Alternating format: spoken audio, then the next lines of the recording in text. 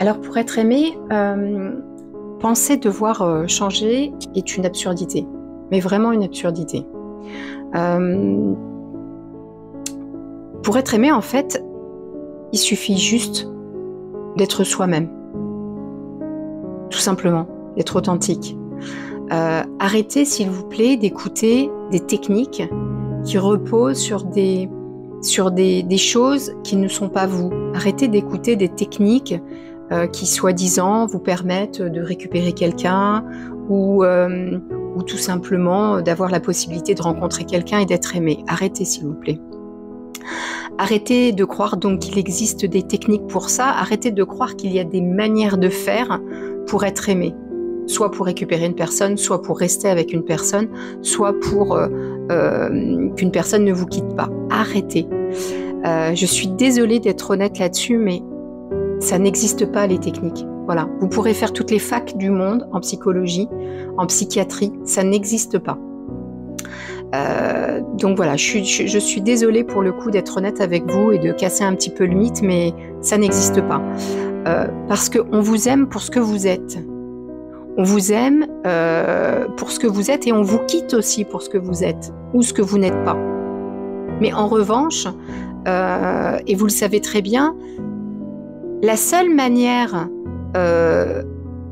où vous pouvez être actif et agir, c'est uniquement dans le fait de savoir ce que vous voulez faire de votre vie, savoir ce que vous voulez de votre couple, savoir avec qui vous avez envie de vivre, la manière dont vous voyez la vie, la manière dont vous avez envie d'évoluer. Alors bien sûr, vous pouvez faire un travail là-dessus.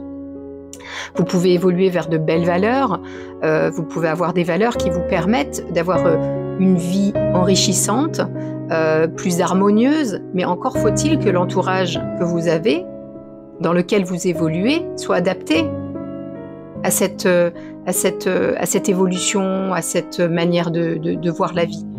La personne qui vous aime, les personnes qui vous aiment pour ce que vous êtes, avec vos défauts et vos qualités, et ne souhaitent en réalité rien changer chez vous. Alors attention, et là je vous referai une vidéo là-dessus, ne confondez pas supporter quelqu'un avec des défauts qui vous font souffrir, qui sont une souffrance dans votre vie, et supporter une personne que vous aimez, et là on n'est plus dans le supporter, aimer une personne que vous aimez, et être tout à fait conscient que cette personne a des défauts, et des qualités, heureusement.